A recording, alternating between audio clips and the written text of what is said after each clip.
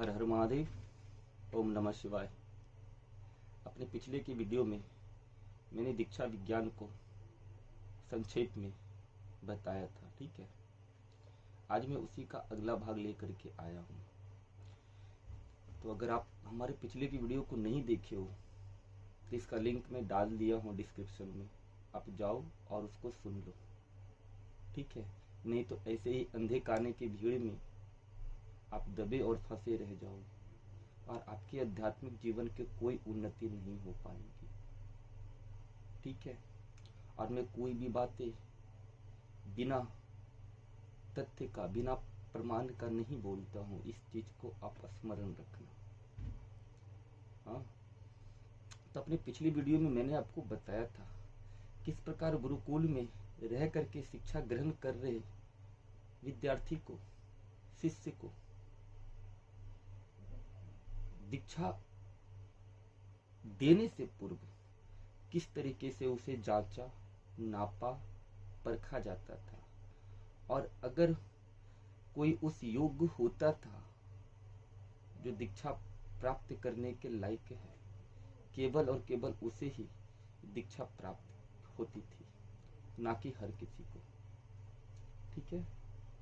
और इसे गुरु अपने अनुभव के आधार पे चरण दर चरण, स्तर दर स्तर नापते थे, परखते थे, जांचते थे और उसके बाद ये निष्कर्ष निकालते थे कि कौन व्यक्ति योग्य है और कौन व्यक्ति अयोग्य है। तो जो योग्य होता था उसे दीक्षा प्राप्त होती थी और जो अयोग्य होता था उसे सर्वप्रथम उस योग्य बनाया जाता था कि वो दीक्षा प्राप्त करने का हकदार बने, ठीक है। तो कभी सोचा है, हाँ, हमारे वेदांत के अंतर्गत कभी भी कोई भी नियम, कोई भी कानून, कोई भी सिद्धांत यूं ही नहीं बनाए जाते थे। उसके प्रति, उसके पीछे एक बहुत बड़ी कारण होती थी। और जिस दिन आप उस कारण को जान लोगे, समझ लोगे, उस दिन कभी ऐसे अंधे और बहरे भीड़ का हिस्सा नहीं बनोगे, ठीक है ना। तो एक बार आप वेदांत का अध्ययन या दीक्षा सिद्धांत का अध्ययन अवश्य करें, ठीक है। अब यहाँ जानने लायक बात ये है कि दीक्षा सिद्धांत को लेकर के इतने कड़े नियम क्यों बनाए गए थे। हाँ, ये जानो। लेकिन उससे पहले ये जानो कि दीक्षा देने का हकदार अर्थात दीक्षा देने वाले की भी एक योग्यता होती है। इस बात को मैंने अपने पहले के वीडियो में स्पष्ट रूप से बताया था। इसको आप एग्जाम्पल के तौर पे इस तरीके से देख और समझ सकते हो, ठीक है। अगर कोई व्यक्ति किसी को योग अथवा ब्रह्म तत्व की दीक्षा दे रहा है तो ये दीक्षा देने का हकदारी और योग्यता किसके अंदर होती थी।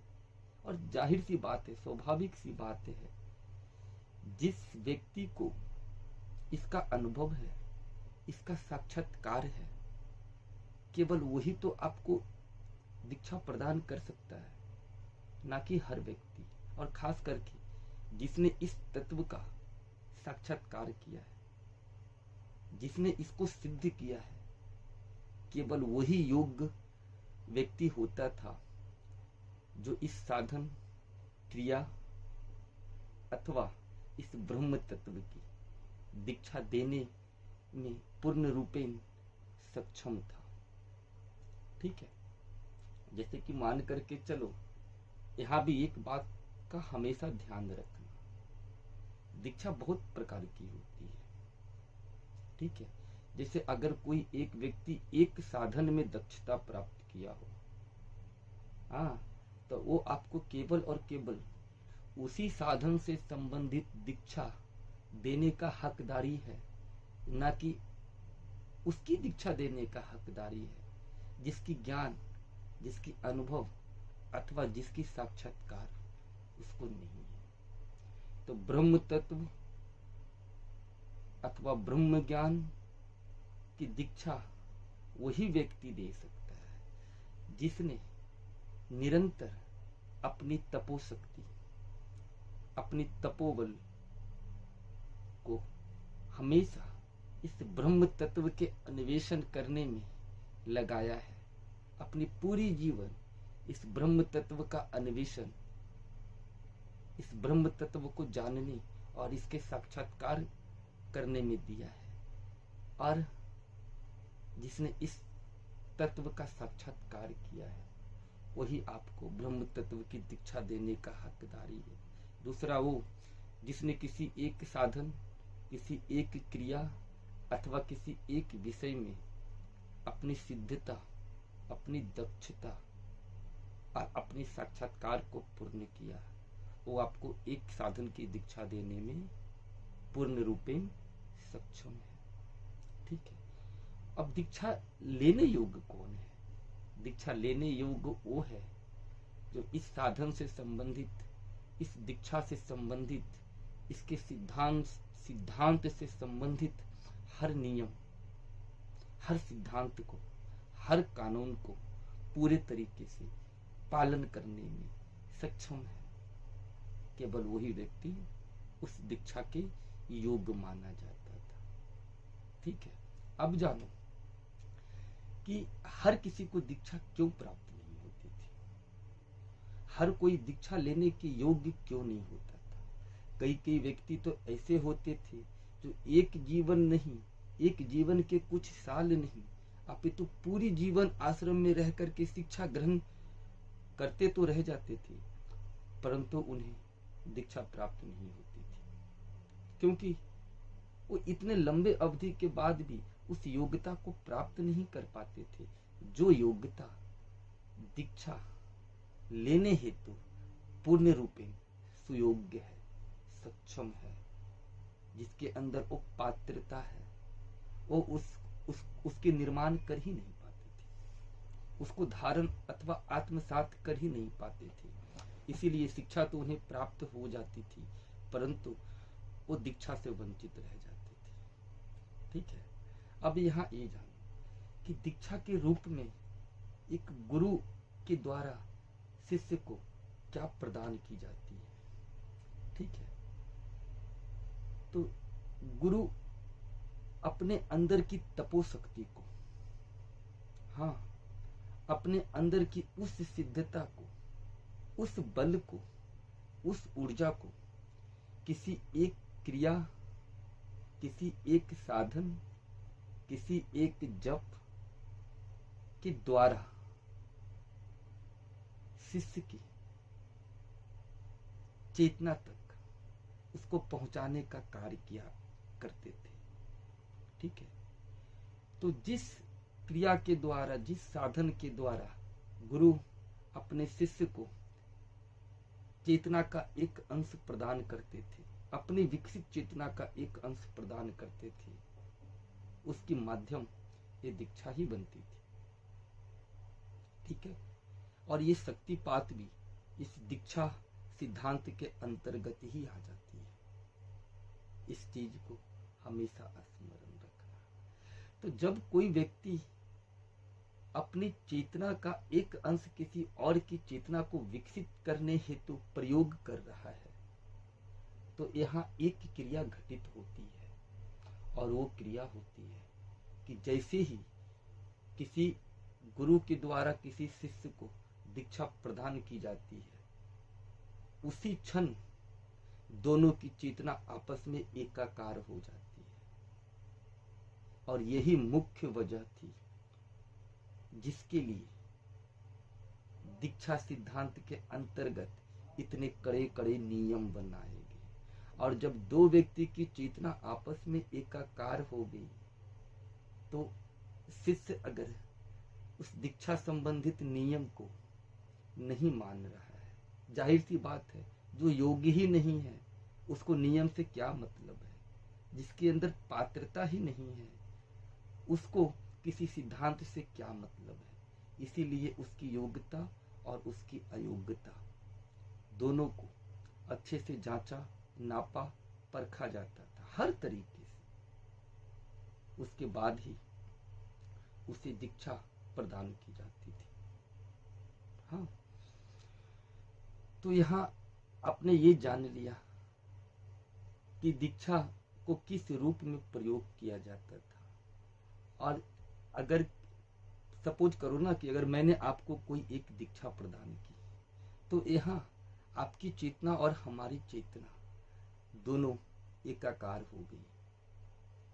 और यहाँ अगर आप कुछ गलती करोगे या फिर अपने जीवन में कुछ भी ऐसे अप्राकृतिक कर्म करोगे, अप्राकृतिक क्रिया करोगे, विधि और विधान से परे जाकर के कुछ ऐसा कार्य करोगे, तो इसकी प्रभाव केवल आपके ऊपर नहीं पड़ेगी, हमारे ऊपर भी पड़ेगी, क्योंकि आपकी चेतना और हमारी चेतना दोनों एक हो चुकी है। ठीक है। एक कारण ये था जिसके फलस्वरूप एक गुरु दीक्षा देने से पूर्व हर तरीके से किसी को जांचते, नापते और परखते थे। हाँ, दूसरी बात है, दीक्षा के रूप में दिया जाने वाला साधन, क्रिया अथवा जाप की एक निश्चित संख्या होती है, एक निश्चित अवधि होती है और एक निश्चित विधि विधान और नियम और सिद्धांत होती है।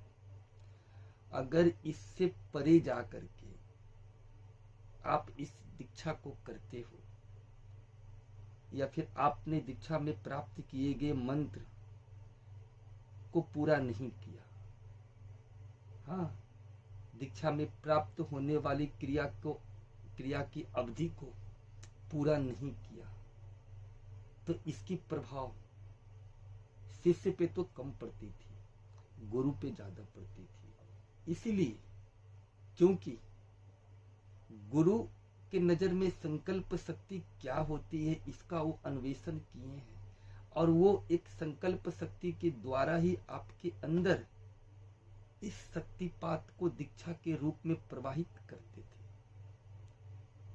हाँ, अपनी चेतना को आपकी चेतना से एकाकार करते थे। ठीक है।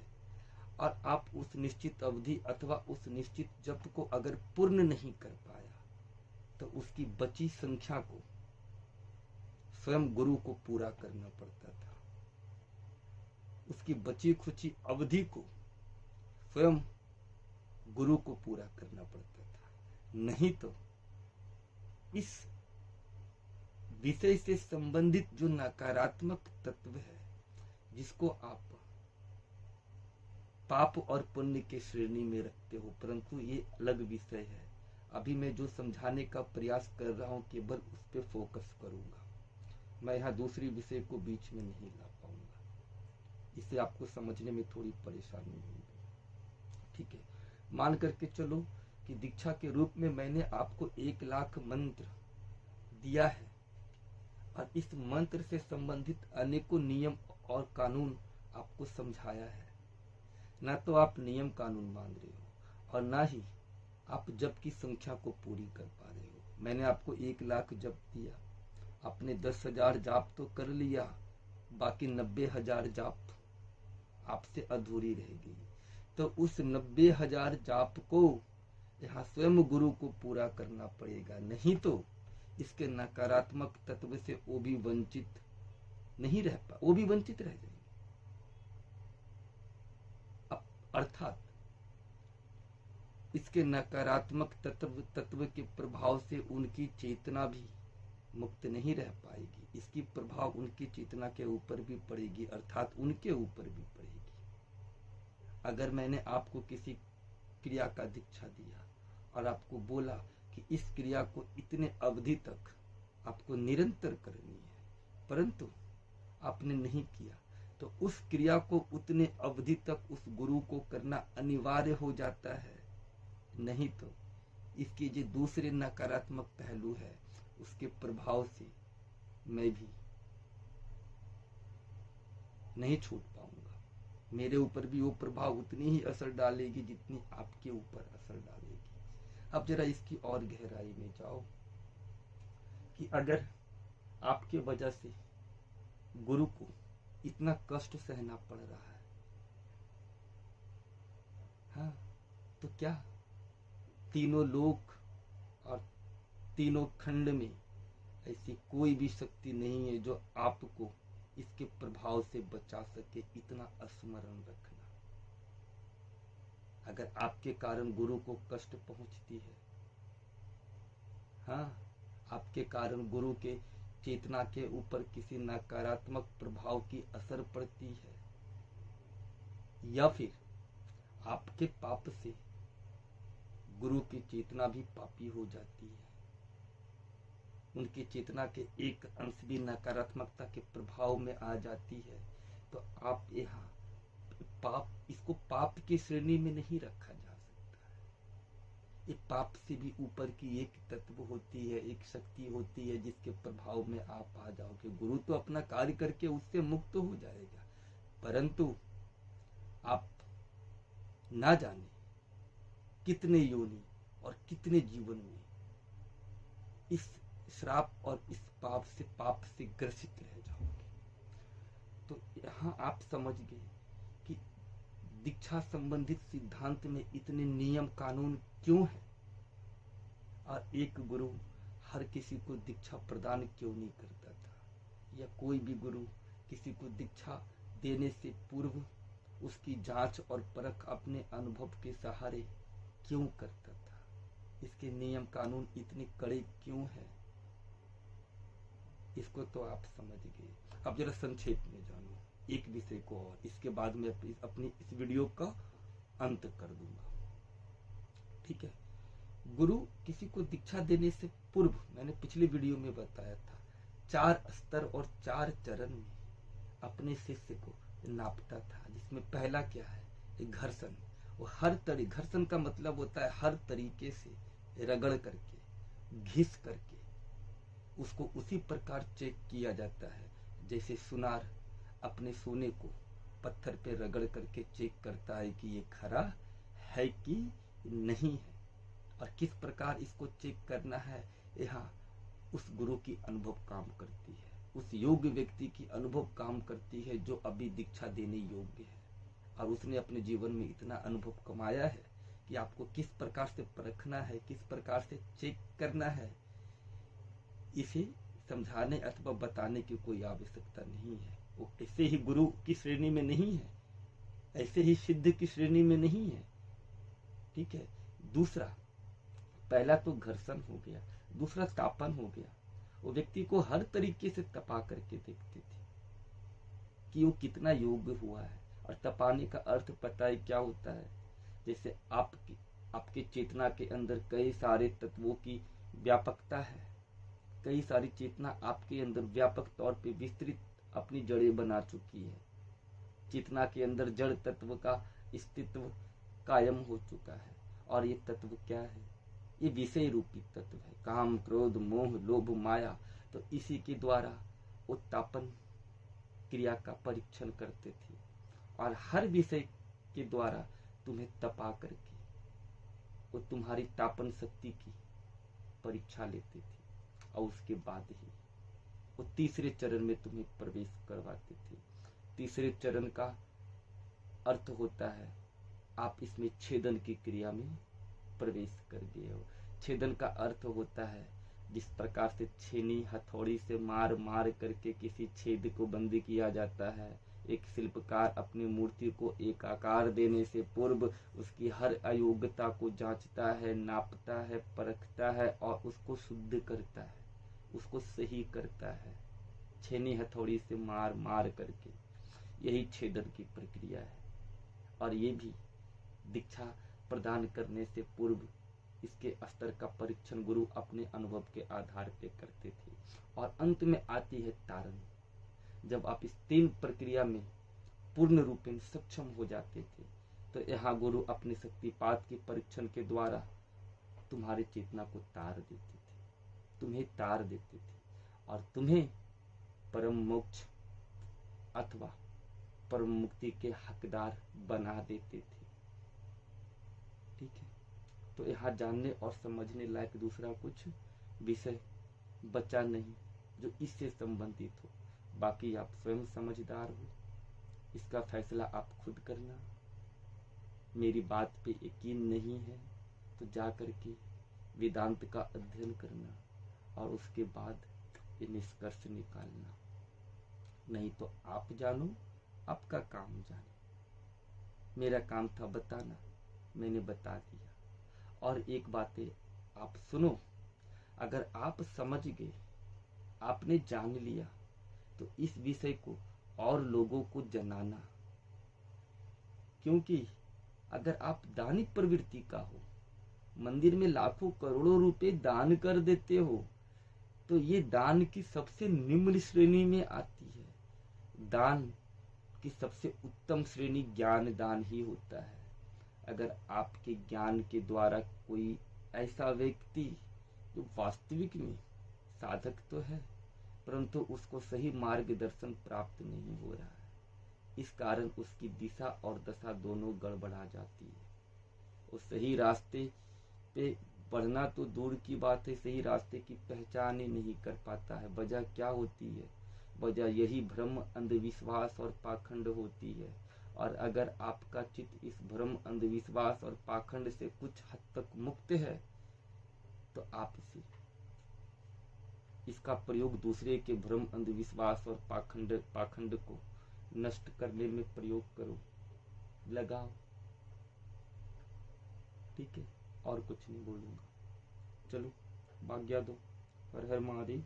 ओम नमः शिवाय।